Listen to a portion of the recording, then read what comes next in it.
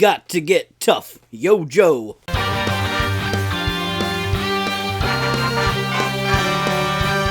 Welcome to Pegwarmers. I'm Kevin, and I'm here to talk about toys. Today, we're talking about a little bit of G.I. Joe news and unboxing some G.I. Joe classified figures. Just before I came down to shoot this episode, I saw the digital render of Hit and Run. He looks exactly basically the way I would expect him to. He's got his harness on, he's got his helmet with the orange goggles, he's got a duffel bag, he's got a knife, he's got a machine gun, he's got grappling hooks. Hopefully there's some cord that works with that grappling hook. Or maybe we got to supply our own thread for some sort of safety issue there. But Hit and Run looks pretty good. He's a popular character. He has been a popular character for a long time. One of the things that made me like him, besides the fact that he had like the face camo, which was kind of a cool thing, there was a guy that used to do dio stories or diorama stories like webcomics, and he had one with Hit and Run as a prisoner of war. And he was like in prison with Cobra for a long time. And I think it was Tim's Corner of the Internet. Might have been the name of the story, or it was one of like General Joe's, Justin Bell's stories.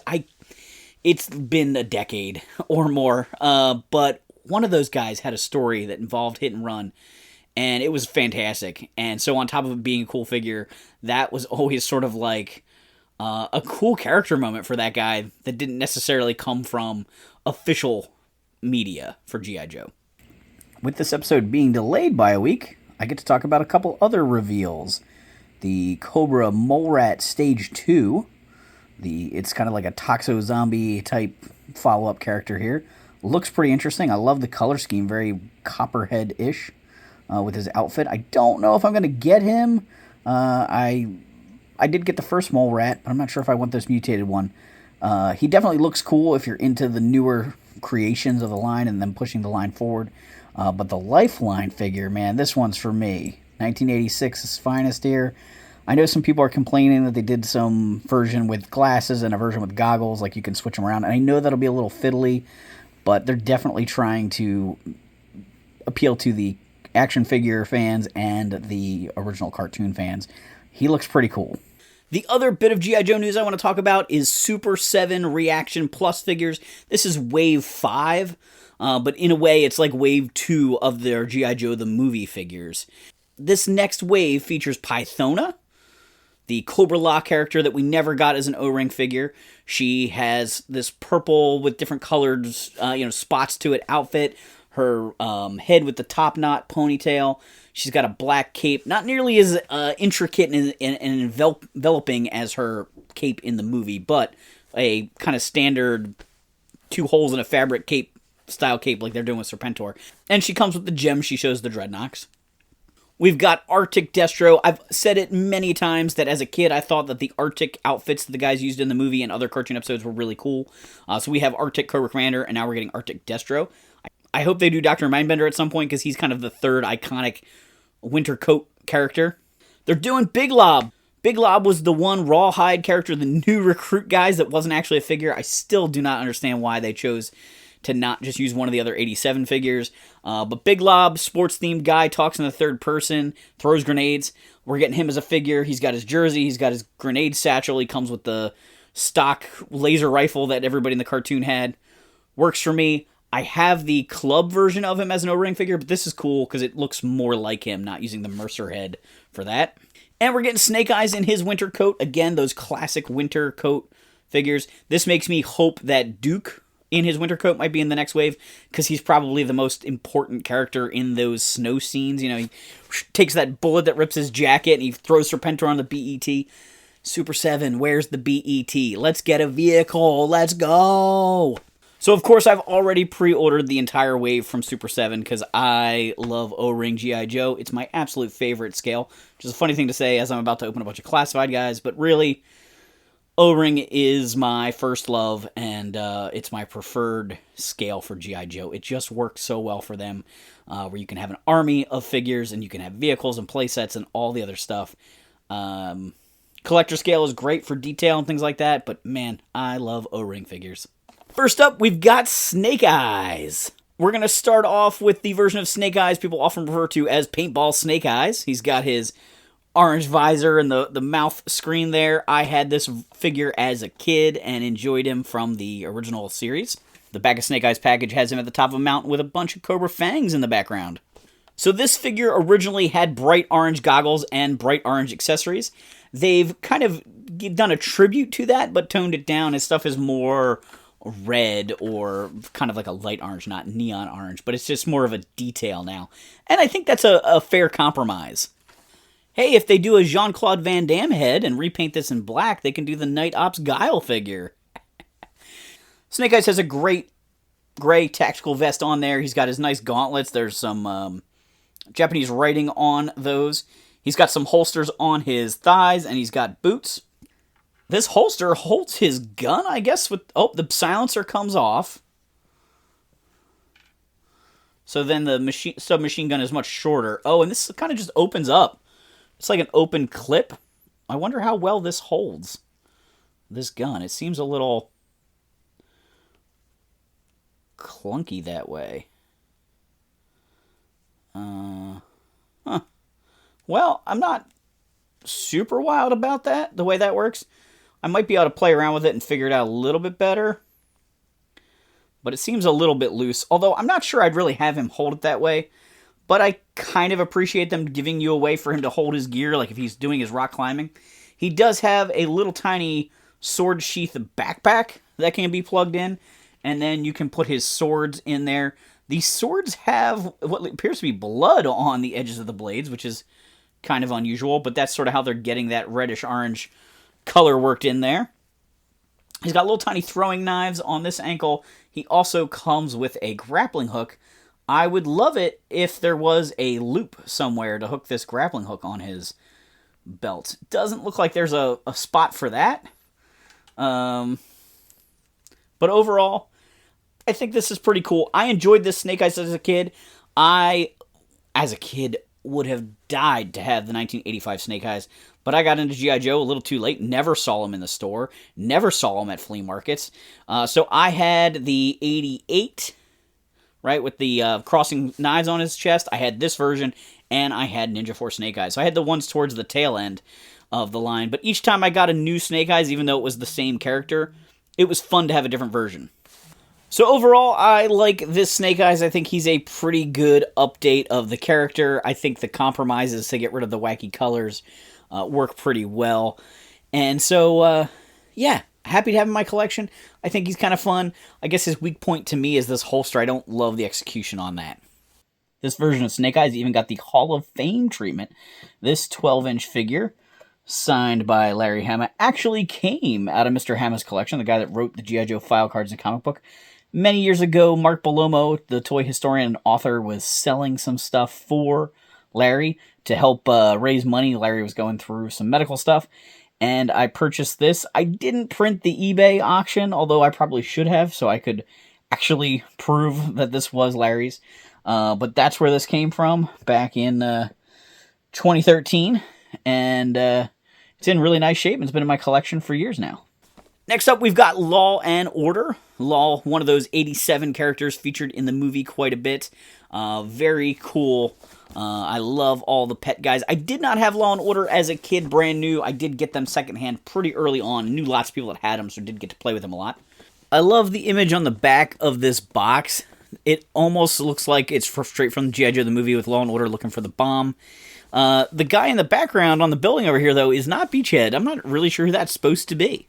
Not quite an MP like Law & Order, but I did recently get to see a local canine unit from our local police put on a little dog show at a local community day, and our local canine actually has metal teeth.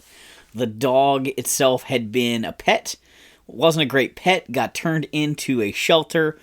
It wrecked its teeth gnawing on the bars that the dog shelter was at, and then it got referred to a canine training group based on its behavior at the kennel, and they surgically replaced his teeth with metal teeth, the front couple, I guess. And so, anyway, the cop who is partnered with that dog showed demonstrations of it doing different activities and stuff like that, and I saved a little clip of it, and I knew as soon as I was watching that, all I could think about was Law & Order. Wait, you're gonna bite that in half? he already knows this. During training, we have them target their arms. The reason that is because a lot of times if a bad guy has a weapon, we want to try to have that arm contained.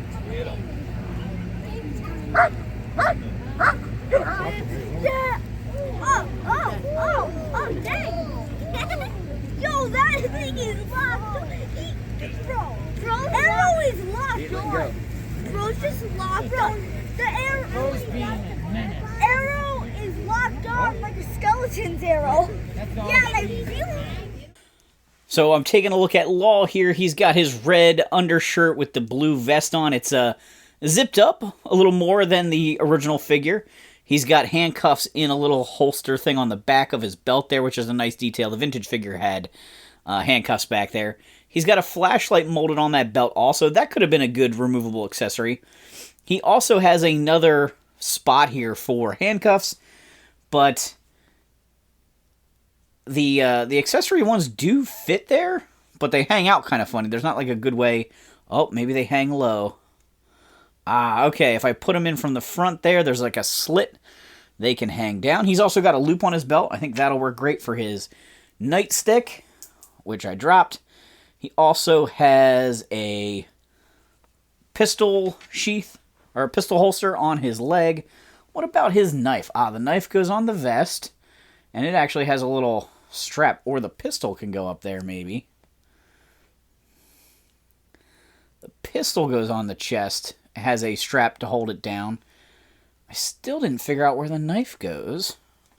Can his Uzi fit in this holster on the side of his leg? Yeah, alright. I kind of can't believe I can't figure out where this knife goes, but it really seems like he would have a spot for that.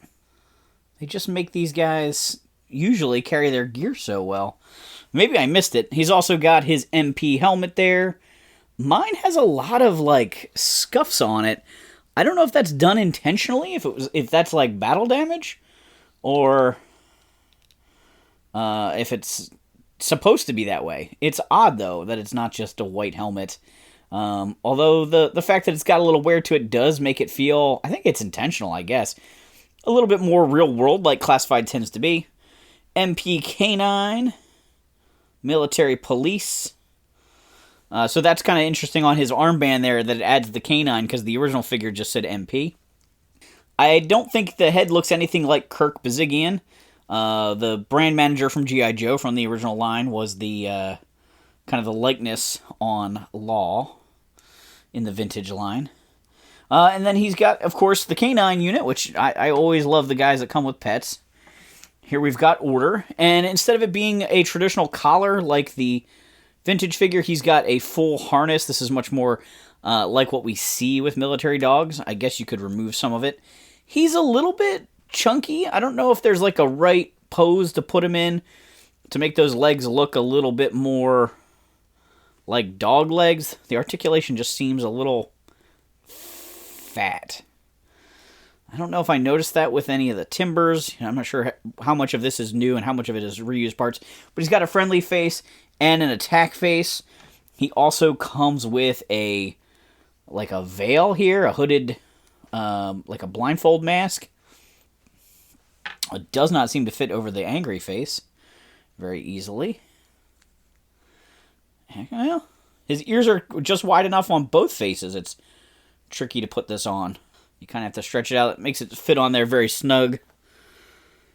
And as a deluxe figure, Law comes with a ton of set of hands to treat or, signal for Order to do things, which is kind of neat. This is a good pair. I like this figure a lot. I don't think I would need a more action figure accurate version. Sometimes I talk about there's like the classified version that has a lot of extra details, and then there's sort of the retro card version. I think this one works. I could see them doing a retro version at some point where Order doesn't have the harness, and Law maybe has a different vest that's open. This has the walkie-talkie on it.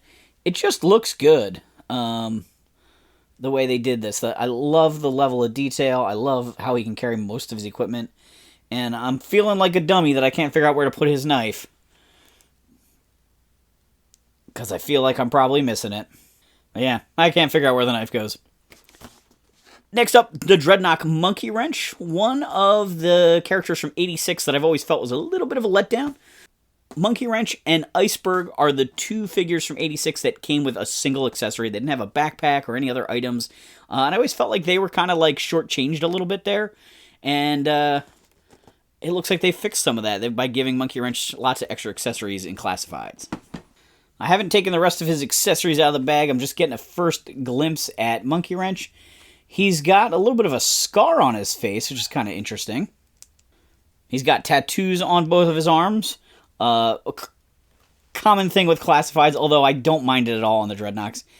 He's got his bandolier with grenades on the front. He's got a couple clips on the back of that for holding accessories. He's got his wallet chains, which is pretty accurate to the original figure. He's got the little rips and the bandanas around his ankles. I think this is a pretty decent interpretation of the original figure. Monkey Wrench definitely comes with several looks. Obviously, straight out of the package, he didn't have glasses on, but there are accessory glasses in the package here. They're very tiny, and these kind of accessories I always think are tricky to put on a figure, and tricky to get to stay on a figure and have them look right. I do like that we can do this at this point, but I do find them to be a little fiddly sometimes. These look pretty good, and with his longer hair, they seem to stay in place pretty well. So those look pretty good, kind of giving him that original look again. He does also come with a mask, like a bandit's mask he can wear over his face, but he also has a alternate wig with a crazy Mad Max Fury Road style mask.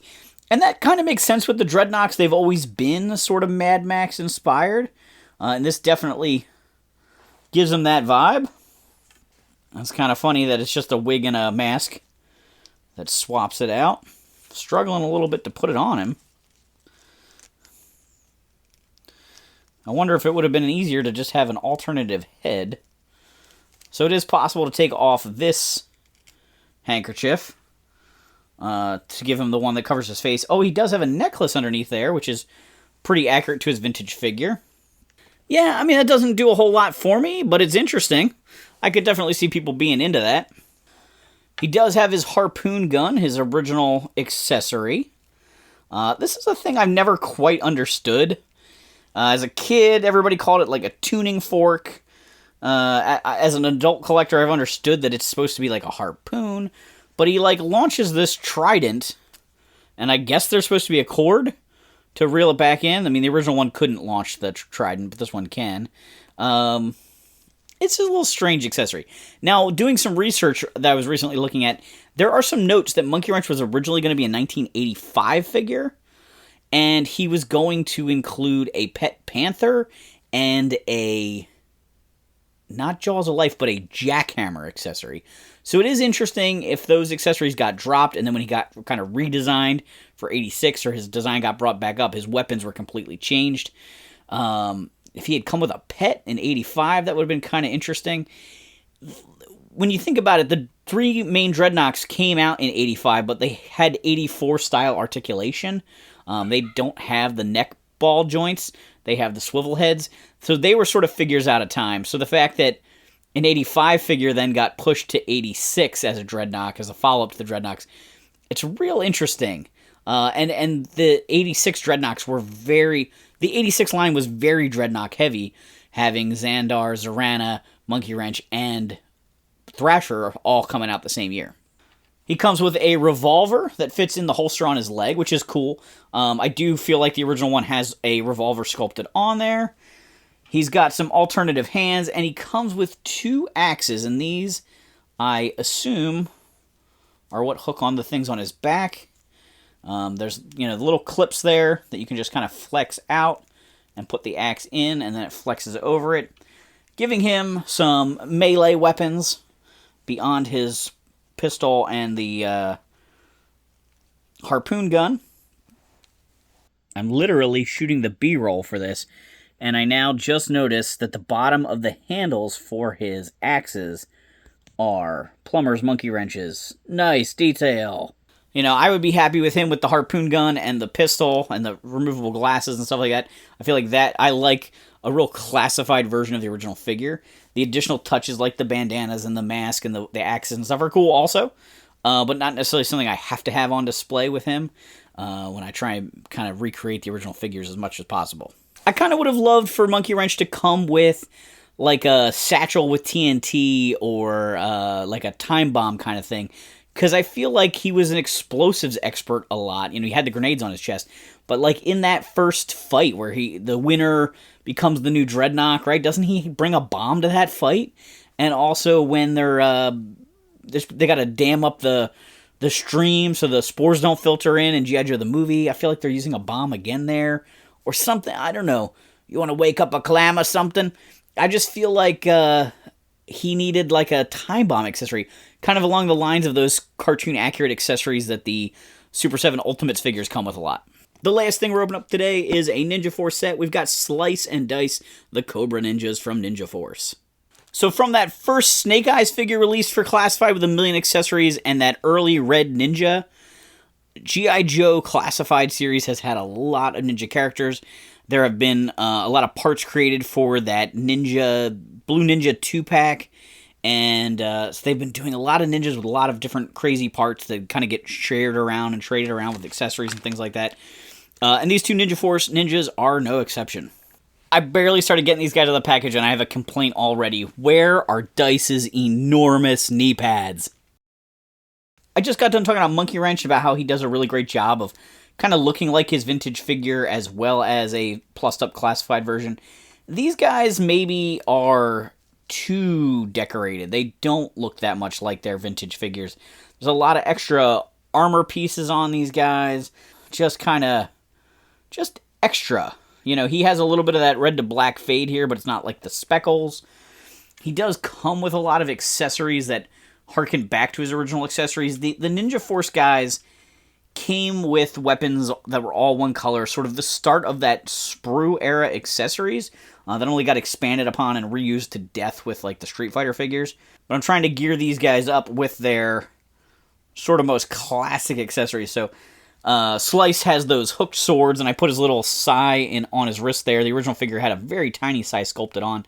And instead of having soft, good headbands or belts, these guys have molded plastic that I don't love.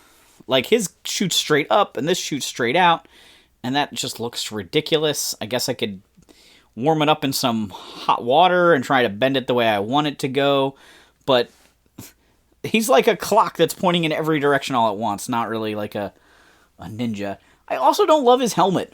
It doesn't really look like a fencing helmet, which the other one did look more like that. This seems more alien and more android. I'm not convinced a human face could fit inside it. Yeah, I'm not as in love with this as I would like, but I know I am biased, and the less they look like their vintage figure, the less I love classified figures generally. Yeah, he's okay. Dice, on the other hand, why do they put guys in the package without their accessory holding hands? I hate this, because now I gotta switch them. He's got 2 karate chop hands. Ho-ya, ho-ya. I can't put accessories in his hands straight out of the package. He's got a lot of pads on. He's got some extra skirty pieces here. Those small knee pads.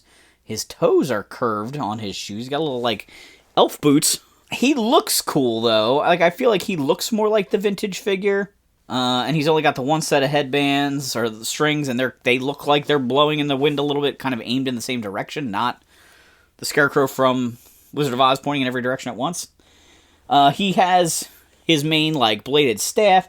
He also comes with axes. These are very true to his original figure. And these guys come with a ton of extra accessories. There's extra hands, extra faces. They both come with kind of stylized battle masks.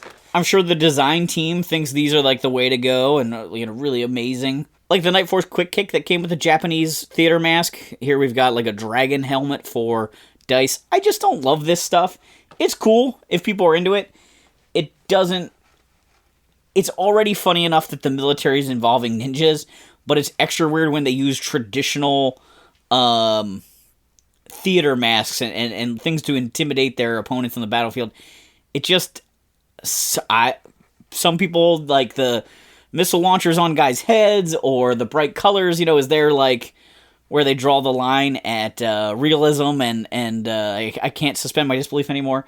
The like ornate masks is kind of where I usually go. I don't know. And for some reason, only one of them gets an unmasked head. Dice gets an unmasked head. So he has 3 heads. He has his traditional action figure head. He has this head with a scar across it, and the dragon mask.